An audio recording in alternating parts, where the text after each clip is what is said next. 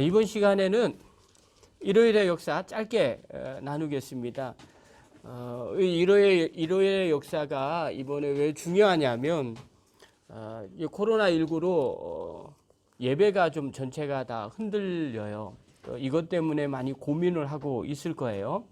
그러나 제가 우리 교인들에게 말씀을 드렸지만 어찌 됐던 간에 하나님을 뜨겁게 사랑하고 인터넷이든 아니면 현장 예배든 뜨겁게 주님을 사랑하는 마음을 갖고 예배를 드렸으면 좋겠다, 이렇게 이야기를 했어요.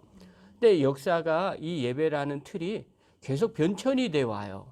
그래서 이제 이 부분을 여기에 이제 좀 나와 있어요. 그래서 그 부분을 조금씩 우리가 다루면서 우리가 어떻게 준비를 해야 되는가 하는 부분들을 점검하는 시간입니다. 그래서 그런 면에서 좀 의미가 있거든요. 지난 시간에 주일 콘스탄티누스 313년 이전에 예배에 대해서 또 모임에 대해서 이야기를 나눴고요. 그렇다면 그 이전에 주일날은 어떻게 예배를 드렸을까 하는 게 궁금하잖아요. 그러니까 지금 우리처럼 이렇게 예배를 드리질 않았다는 거예요. 그럼 그때 예배는 어떻게 되었을까 하는 거예요. 근데 그때 예배 중에 하나가 뭐냐면 주일날에는 꼭 이거는 하면 안 된다라는 게 그 초기에 1세기부터 3세기까지에 있었어요. 그 중에 하나가 뭐냐면 금식이나 무릎 꿇고 기도를 주일날 못하게 했어요. 주의 날은. 그러니까 처음에는 유대인들이 개종을 해서 예수님을 믿었고 그리스도인이 됐고, 그 후에 이제 이방 지역으로 가다 보니까 이방인들이 예수님을 믿게 되었잖아요. 근데 유대인들은 하루에 3번씩 기도를 하게 됐어요. 다니엘이 정한 시간에 기도한 것처럼 그렇게 기도를 하는데 어떻게 기도하느냐? 그들은 전부 다 무릎을 꿇고 기도를 했어요. 또 금식도 좋아했었어요. 예수님 당시에도 바리새인들이 금식하는 거를 이렇게 바깥에 나가서 자랑하는 것처럼 유대인들은 이런 금식을 경건의 아주 거룩한 도구라고 생각을 했었어요. 그러니까 그걸 좋아했고, 또 기독교 처음에 신앙생활을 하셨던 유대인들도 유대인 그리스도인들이었기 때문에 그 관습을 그대로 그 전통을 이어갖고 왔어요. 그리고 초기에 1세기 때 그때 예수님의 제자들 요때들의 같은 경우에는 대표적으로 수요일 같은 경우에는 일주일을 주의 날로 계산을 하다 보니까 수요일 같은 경우는 가룟 유다가 예수님을 판 날이에요. 그러니까 금식을 좀 해요. 그다음에 금요일은 또 예수님이 십자가에 돌아가신 날이에요. 그걸 기념하느라고 또 금식을 하게 돼 있어요. 그런데 주일날은 어떻게 해야 되느냐? 절대로 금식을 하지 못하게 했어요. 무릎을 꿇고 기도도 하지 말라고 그랬어요. 정상적으로 그렇게 늘 기도하는 사람들인데 그것도 못하게 하는 거예요. 이유는 뭐냐면 주의 날은 예수님이 부활하신 즐거운 날이기 때문에 그렇게 된다는 거예요. 그래서 즐거운 날이기 때문에 주일은 항상 금식도 하지 말라, 그리고 주의 날은 무릎 꿇고 기도도 하지 말라.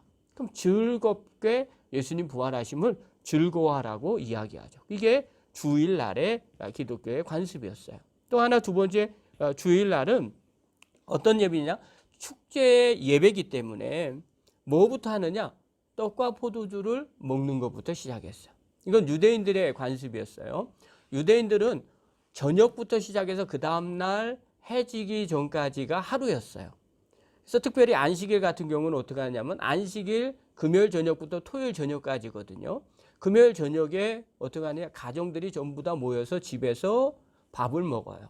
유대인들의 전통 음식인 코셔라고 얘기하는데 그 밥을 먹거든요. 다 같이 먹어요. 먹으면서 거기에서 이제 찬양하고 기도해주고 그 다음에 밥을 같이 먹고 하는 그런 안식일에 밥을 먹는 관습이 있었어요.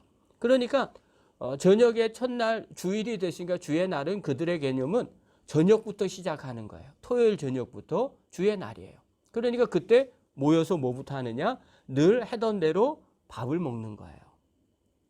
그리고 이 밥을 어떻게 의미를 하느냐? 떡과 포도주가 그 안에 들어있으니까 이제 나중에 시간이 지나서 이것이 예수님께서 성찬하신 그것이 그 안에 이제 의미가 담겨져 있는 거죠.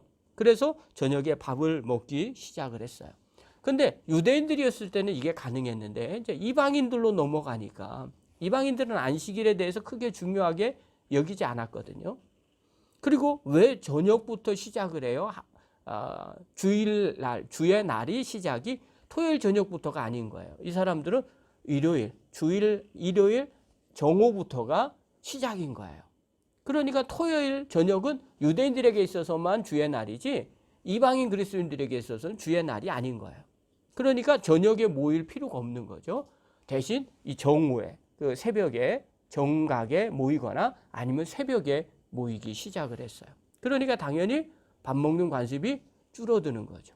그럼 밥을 먹는 대신 뭐가 되겠고요? 이제 성찬이라는 걸로 넘어가게 됩니다. 그래서 예식적으로 이제 떡과 포도주만 먹는 성찬의 예배가 먼저 들어가 있어요. 초창기 때 유대인 그리스도인들이었기 때문에 예배를 드릴 때는 무엇부터 하느냐? 회당에서 예배 드린 스타일과 비슷하게 예배를 드렸어요. 기도문을 낭독하고 그 다음에 시편을 읽고 그리고 성경을 읽고 그 다음에 성경이 무슨 뜻인지 서로 해석하고 적용하는 그런 일들을 똑같이 했었어요. 왜냐하면 유대인들 그리스도인이었기 때문에 늘 해오던 거였기 때문에 그렇게 하면서 예수님의 생각을 나누게 된 거죠. 기념하게 되는 거죠. 또 주님 부활하심을 기념하게 돼요. 근데 시간이 지나서 어떤 일이 벌어지냐면 유대인 그리스도인들이 예수님 제자들은 같이 회당을 다녔어요. 근데 시간이 지나면서 유대인들과 그리스도인들이 달라지기 시작한 거예요. 그래서 회당에 출입을 못하게 한 거죠. 회당 출입을 못하게 하니까 어떻게 해요? 가정에서 예배 드릴 수밖에 없는 거죠. 그래서 가정에서 예배를 드릴 때 똑같이 어떤 스타일로 드렸느냐? 회당에서 드렸던 스타일 그대로 가정에서 예배를 드린 거예요. 자, 그리고 난 뒤에 이제 유대인들이 거의 다 이제 없어지고 이방인들이 교회의 주축이 됐을 때는 이제 회당의 개념들이 많이 또 퇴색이 되는 거죠. 그리고 그들만의 또 예배의 모습이 그럼에도 불구하고 그 전통을 그대로 이어가서 대충 비슷하게 기도문하고 예배 드리고 찬양 시편을 읽고 그 다음에 말씀을 읽고 그리고 나누고 그 앞에서는 성찬을 하고 이런 일들을 하게 된 거예요. 이게 초기의 모습이었어요. 자, 그 다음에 제일 중요한 건 뭐냐면 콘스탄티누스예요. 로마 황제가 기독교를 313년에 주일을 썬데이 지금의 일요일을 쉬는 날로 정한 거예요. 콘스탄티누스의 칙령이라는 게 뭐냐면 요거예요. 내용이 길게 있는데 핵심 내용이 뭐냐면 존귀한 태양의 날에는 각 도시 재판관과 백성을 쉬게 하고 모든 일터의 문을 닫게 하라. 이거예요. 그러니까 로마의 시작은 로마에서 쉬는 날은 원래 어떠냐면요. 사르투스의 날이었어요. 사르투스를 섬기는 그 날이었거든요. 그게 오늘날 토요일이에요. 그런데 이 로마에도 어떻게 하냐. 콘스탄티누스가 황제가 됐는데 그 가문은 태양신을 섬기는 가문이었어요. 그러니까 자기가 황제가 되고 주변에 많은 사람들이 이제 황제가 그 종교를 그 신을 섬긴데 그 신을 섬긴다. 그럼 우리도 섬겨야 되겠다 하는 그런 심리가 있거든요. 그러다 보니까 자기가 황제가 되고 난 다음에 그럼 태양의 날을 쉬자. 사르투스의 날 대신 태양의 날로 쉬게 한 거예요. 그게 주일이 되니까 그리스도인들은 어떻게 생각했어요? 지난 시간에 똑같이 얘기했죠. 우리는 주의 날로 생각을 했어요. 일요일이요. 근데 이 일요일 날 태양의 날에 쉬자고 그러니까 오케이 너무 좋아요. 우리도 쉬게 된 거죠. 자, 그러니까 어떤 일이 벌어지느냐? 쉬지 않았다가 주의 날을 안 쉬었다가 주의 날을 쉬는 걸로 칙령이 발표가 되니까 이제 사회나 종교가 변화가 확 일어나기 시작하는 거예요. 첫 번째가 뭐냐? 콘스탄티누스는 어떻게 하냐면요. 로마 황제들은 초기 기독교인들을 박해를 했어요. 대표적으로 네로 같은 경우가 그렇죠. 313년이 되기 전까지 그리스도인들은 계속 박해를 당했어요. 근데 이 콘스탄티누스가 공인을 한 거예요. 기독교 믿어도 된다. 그러니까 어떤 일이 벌어지냐면 원래 박해를 당하면 숨잖아요. 그래서 우리가 아는 것처럼 카타콤이라던가 이렇게 지하에 동굴을 파서 예배를 드리고 가정에서 몰래 예배를 드리고 이런 상황에 있었는데 이게 자유함을 얻게 된 거예요. 그래서 이제는 예배당으로 나와도 되는 거예요. 또 어떤 일이 벌어졌냐면 공인을 해줬는데 인정을 해준 거예요. 신앙의 변화가 핍박 가운데 신앙생활을 하는 사람, 목숨을 내걸고 신앙생활하는 사람들이었는데 이제 인정을 해주니까 어때요? 목숨 내걸 필요가 없는 거예요. 이게 좋은 점도 있고 나쁜 점이 있겠죠. 좋은 점이라는 건 뭐냐면 이제 마음껏 신앙의 자유를 누릴 수 있어요. 나쁜 점은 이제 그런 핍박에 죽음을 놓고 신앙과 선택하는 그런 신앙인이 아닌 거예요. 이제 잘못하면 종교인이 될 수도 있는 거죠. 그런 일들이 된 거예요. 심지어는 어떤 일이 벌어지느냐, 모든 로마의 이제 이 황제가 기독교로 개종을 하고 난 뒤에는 무슨 일이 벌어지냐면 로마에 있는 모든 국민들은 다 기독교를 믿어라. 이렇게 나오면 그 다음에 어떻게 돼요? 뭐 마음에 좋건 나쁘건 다 그냥 태어나자마자 기독교인이 되는 거예요. 신앙이 있든 없든 무조건 기독교인이 되는 거예요.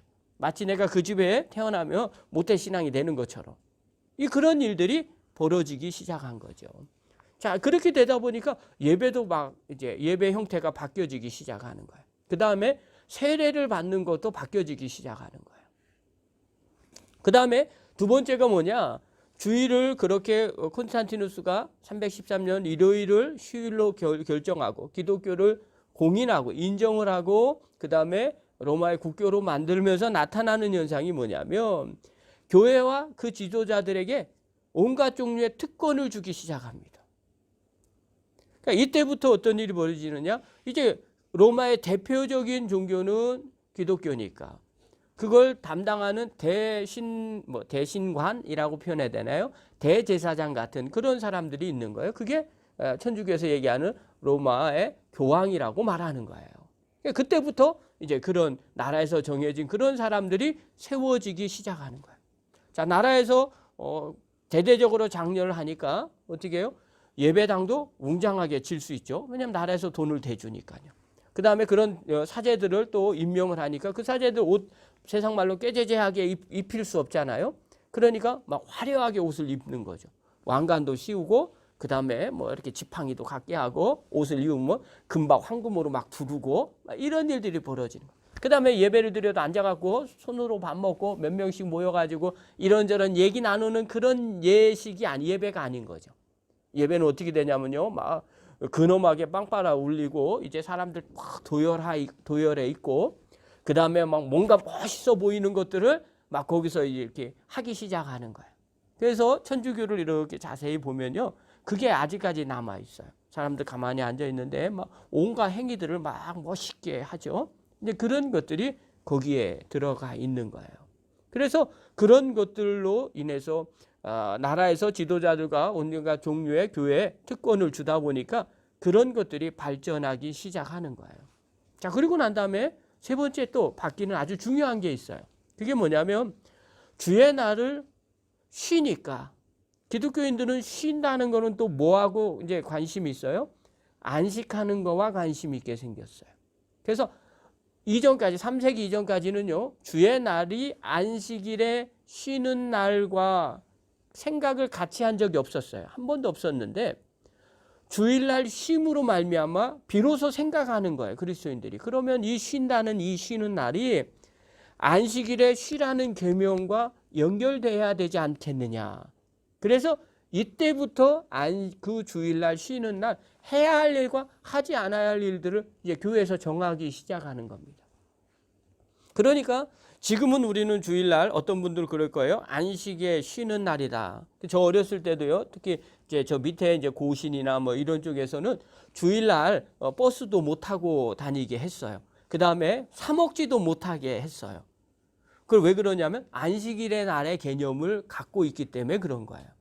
근데 1세기부터 3세기까지는 그런 개념들이 없었어요. 왜냐하면 쉬지 않았기 때문에. 근데 콘스탄티누스 황제의 칙령에 의해서 쉬는 날로, 주의 날이 쉬는 날로 되니까 그제서야 안식일의 쉼의 이 계명과 연관을 맺기 시작하는 거예요. 그래서 주일날 해야 할 일과 하지 않아야 할 일들이 그때부터 나타나기 시작하는 겁니다. 자, 그리고 난 뒤에 마지막으로 뭐냐면 주일날 예배의 변화가 일어나는 거예요. 아까도 얘기했지만 이전에 초기에 유대인 그리스도인이었을 때는 시간이 토요일 저녁부터였거든요. 그래서 예배 시간이 저녁이었어요. 식사 중심의 예배였어요. 그리고 소그룹의 나눔이었어요. 이방인 그리스도인이 됐을 때는 저녁에 모이지 않고 새벽에 그 다음에 저녁 늦은 밤이나 새벽에 모였어요. 그 다음에 성찬이 그 안에 이제 들어가기 시작해요. 밥을 먹을 수 없으니까. 그리고 이제 나눔의 예배였었어요. 근데 일요일이 쉬는 날이 됐어요. 굳이 꼭두 새벽에 모일 필요가 없죠. 왜냐하면 쉬는 날인데 하루 종일 쉬는데. 그러니까 푹 자고 오전에 모이기를 시작하게 되었어요. 그래서 시간적인 그런 변화가 일어나요. 아까도 얘기한 것처럼 시간적인 변화뿐만 아니라 오전에 모이고 또 나라에서 인정해 주니까 화려해지고 커지기 시작하는 거예요. 이것이 좋은 점이었지만 또 반대로 형식적인 예배로 치우쳐지는 일들이 벌어지기 시작합니다. 이게 콘스탄티누스 황제가 등극하면서 기독교가 일어나는 변화들이에요. 그러니까 313년 이전과 이후는 전혀 다른 형태의 기독교의 모습이 보여지는 거예요. 그럼 우리는 어느 교회로 어디로 갈까? 우리가 늘 말하는 초대교회로 돌아가야 됩니다. 이게 어디를 얘기합니까? 바로 313년 이전의 교회.